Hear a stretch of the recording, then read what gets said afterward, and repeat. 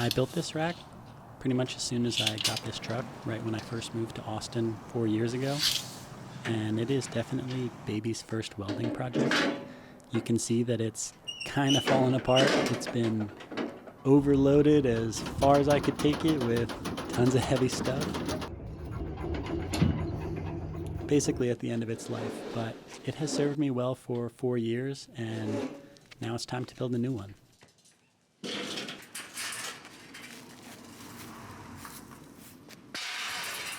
This is going to be an upgraded rack built with a proper truss that hopefully should keep the whole thing flat.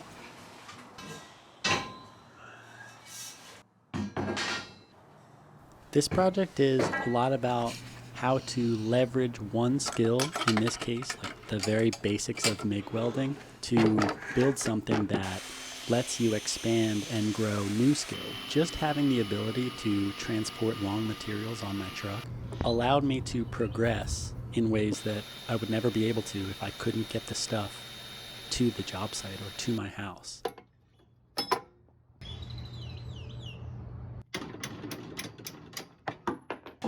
There's a long history of craftspeople using one tool to build themselves something that lets them build other things.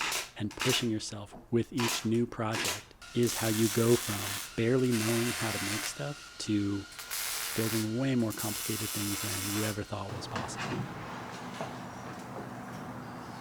I used to be a lot more insecure about my own methods and techniques and putting out there how I made something, because I thought, if I don't do it exactly how these other people do it, I'm wrong and they're right. I remember posting photos of early welding projects and having some people ridicule the quality of the welds or whatever. I'm of the opinion that we should be building people up, not trying to tear them down.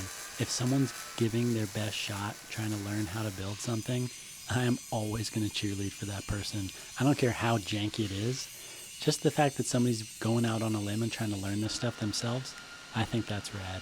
There's always going to be 1,000 different ways to do a given task or build a given thing. And if what you're doing is working for you, it doesn't really matter how somebody else would do it, because you're not them. You're you. And I'm me. And everybody builds things differently.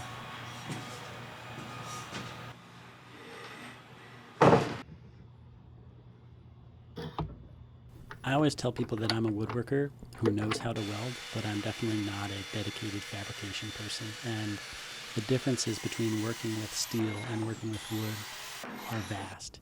If you're working with steel and you cut something 1/8 of an inch too short, that may be no big deal whatsoever. Something that's really difficult to wrap your mind around when you first start welding, if you come from carpentry, is that when you join these two pieces together, they will move unless they're securely clamped to something that does not move. Just the very nature of welding, things get so hot that that steel is going to wrap around the weld itself.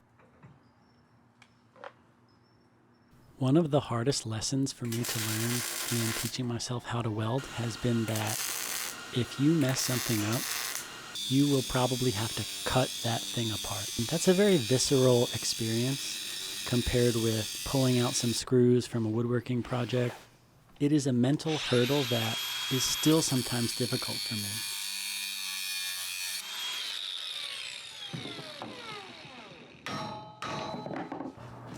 The biggest problem that I encountered in remaking this truck rack was recreating the conditions of my actual truck's bed in my shop.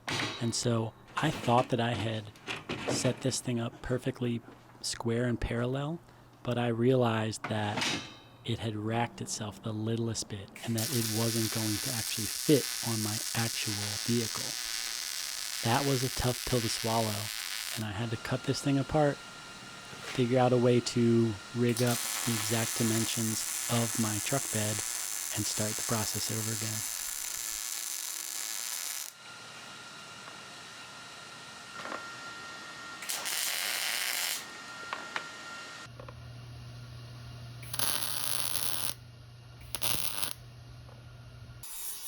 This removable crossbar detail is a pretty cool little system so that if you need to load something tall into the bed of your truck, it's not locked in. Basically a shelf with a hole drilled through it, and then the crossbar has a matching hole with a pin that has been aligned in place and plug welded.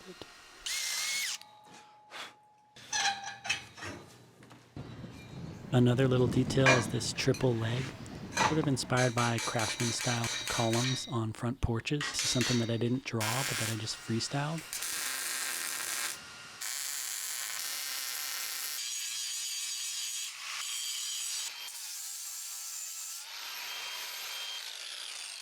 Part of the way that these truck racks work is they need to be mounted to the bed of the truck and then cantilever over the roof of the truck. So there's a good 4-foot section out of a 10-foot long rack that is completely unsupported.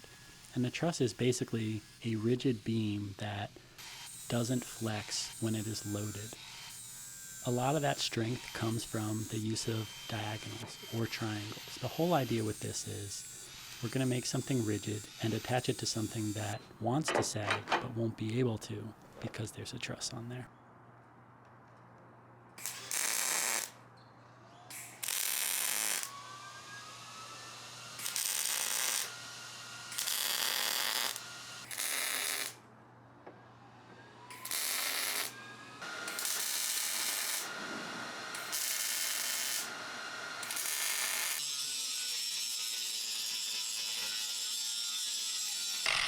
I had to work on this project mostly on weekends or a little bit at night after I got done from other jobs, and because of that, it probably took me 3 months to finish.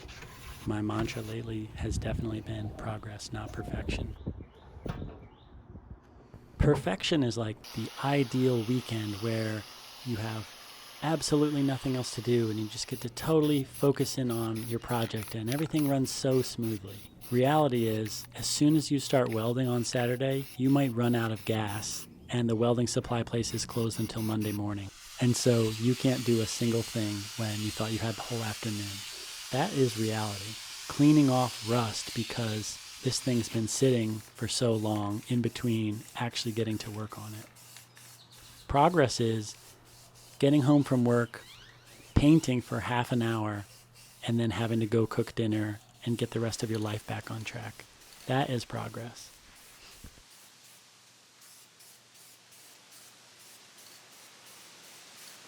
More and more I realize that if I'm going to get things done, I need to become comfortable with not waiting for a clear week where I can just focus on them. I need to make slow and steady progress whenever I can get it in.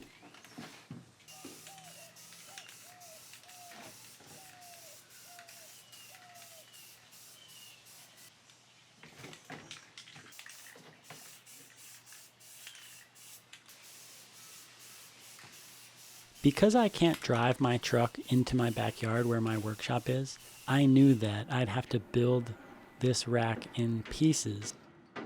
It made sense for me to build the rack, drag it out onto my truck, set it, and then lay the trusses on top, stitch weld them to it, and call it a day.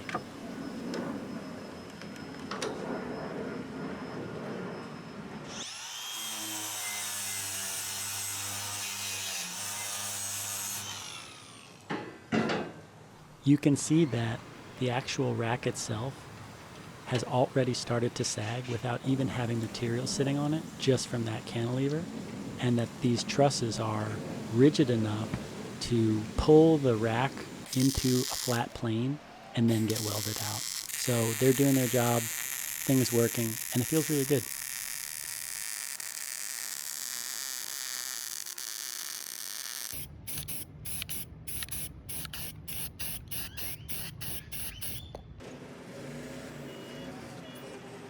So yeah, this is the new rack. It's really nice. I'm super proud of it, and it's way better than the first one, and it is far from perfect, but it is serving me well, and it will do so until it's time to pull it off, cut it apart, and build the third one. Hey, thanks for tuning in.